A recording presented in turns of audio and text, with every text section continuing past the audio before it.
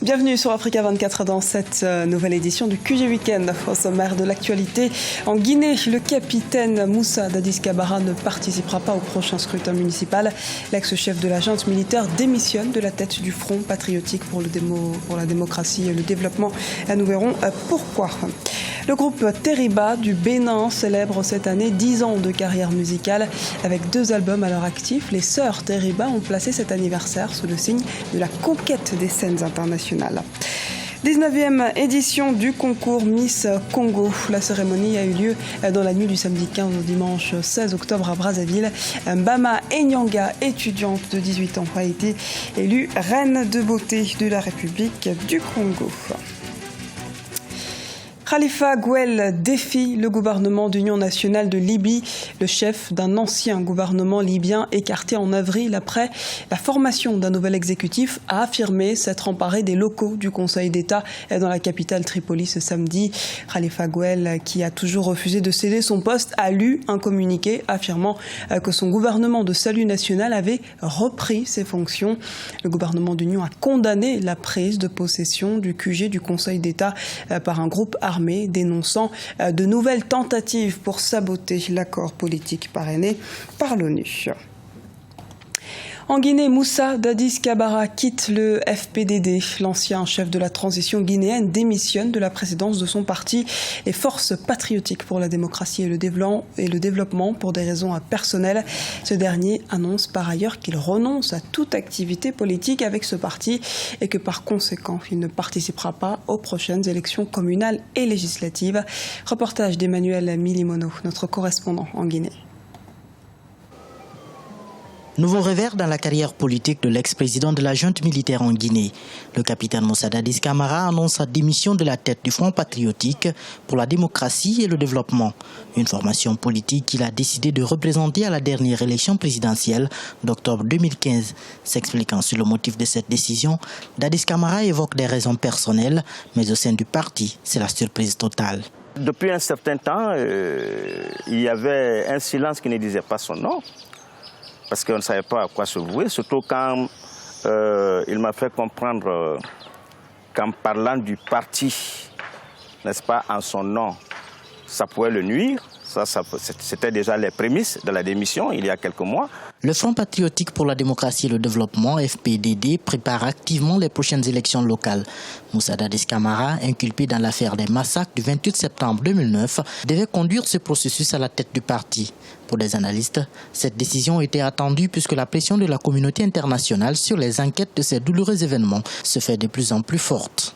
On est dans un cas atypique où lui, il est inculpé dans une affaire, même si inculpation ne veut pas dire culpabilité, mais lui-même, il a besoin que justice soit faite dans la mesure où il a été à son tour victime. Donc ça devient ainsi un paradoxe où il se sent dans le collimateur de la justice en amont, mais il voudrait également que des personnes qui ont attenté à sa propre vie puissent en tout cas répondre de leurs agissements. Au mois d'août 2015, le capitaine Moussa Dadis Camara s'est présenté officiellement à l'élection présidentielle de la même année. Quelques semaines plus tard, il est inculpé par la commission d'enquête sur les massacres du 28 septembre 2009. Depuis, les choses sont allées assez vite et aujourd'hui, son ex-parti doit se repositionner avec un nouveau leader. Adoption d'une charte sur la sécurité maritime. Le texte a été adopté à Lomé ce samedi par l'Union africaine. La charte est historique sur le continent africain confronté au trafic et à la piraterie maritime alors que 90% des importations et exportations transitent par la mer. Cet accord permettra donc de renforcer le renseignement et la délimitation des frontières maritimes pour la lutte contre la piraterie et dont l'épicentre se situe actuellement dans le golfe de Guinée. Le trio musical béninois Teriba fête ses 10 ans de carrière. Depuis 2006, les 3 femmes artistes qui composent ce groupe œuvrent pour valoriser les sonorités traditionnelles d'Afrique, mais en particulier du Bénin. Un reportage de notre correspondant au Bénin, Lefty Ounou. 2006-2016, le groupe Teriba du Bénin capitalise 10 ans de carrière musicale. Zekiat, Tatiana et Karine, ce trio féminin valorise les sonorités et rythmes culturels et traditionnels de leur pays, le Bénin. Avec 2 albums à leur actif, tels Ganaro sorti en 2006 et Akwe en 2012, les Sœurs Teriba ont placé la célébration de ces 10 ans sous le signe de la conquête des scènes internationales. Le bilan reste positif, mais comme on le dit souvent, tant que tout n'est pas fait, il reste toujours pas faire. Nous avons l'intention d'aller encore de l'avant et donc de bosser, de travailler encore pour satisfaire le public béninois, mais d'abord nous-mêmes pour nous amuser, nous éclater et satisfaire cette passion qui nous dévore. Le groupe Teriba chante en a cappella et interprète les danses du pays, notamment le massé, le tchenk ou le tchenkoumen, et met par ailleurs en valeur les subtilités des percussions traditionnelles et modernes. La calebasse reste leur instrument de prédilection.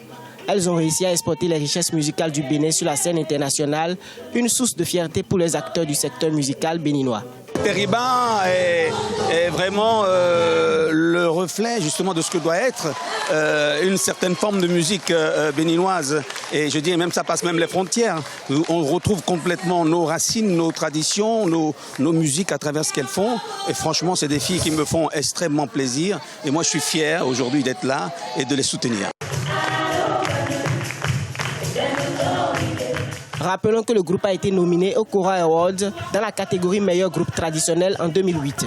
Il a été lauréat du 2e prix découverte RFI en 2012 et a également participé en 2016 au 50e anniversaire du Festival de jazz de Montreux en Suisse aux côtés de la célèbre Angélique Kidjo. Le trio Teriba prépare un 3e album qui verra le jour en décembre 2016. L'Algérie représentera dorénavant la région Afrique Nord de la Commission consultative de l'Organisation internationale de télécommunications par satellite, ITSO. L'adhésion est intervenue lors de la 37e session de l'Assemblée des partis de cette organisation, tenue du 12 au 14 octobre à Washington, aux États-Unis, endroit même où l'Ougandais Patrick Massambou a été élu à la majorité des voix au poste de directeur général de l'organisation. Il doit prendre ses fonctions le 19 juillet 2017. Destinée Bamba sera dorénavant et durant les 12 prochains mois la nouvelle reine de beauté congolaise. La candidate du département du Niari a été élue ce dimanche 16 octobre Miss Congo 2016 à Brazzaville. Elle a été tirée dans un lot de 27 filles représentant la beauté des départements de la République du Congo. Reportage de notre correspondant Deva Panzo. Organisée sous le thème Femmes et Développement, la 19e édition du concours Miss Congo a eu lieu dans la nuit du samedi 15 au dimanche 16 octobre 2016 dans un hôtel de Brazzaville. Celle-ci a connu la participation de 27 candidates venues de 11 départements de la République.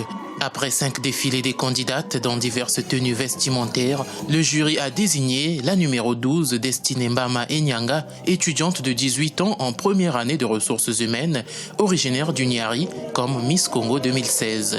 Ce soir, j'ai été couronnée Miss Congo.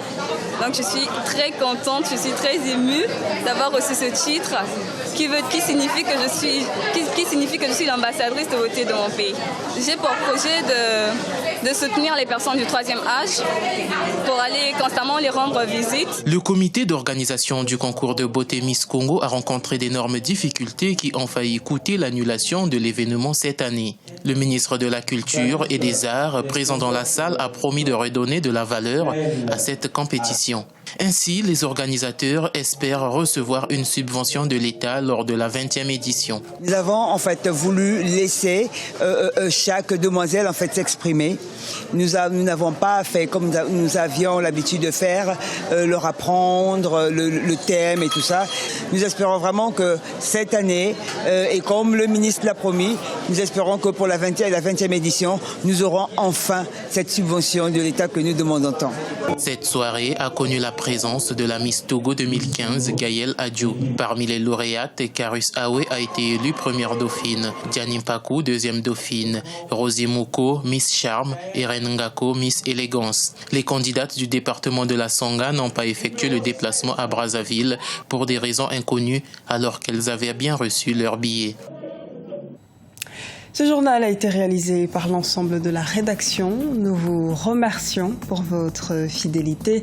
Dans un instant, une nouvelle édition de l'actualité sur Africa 24.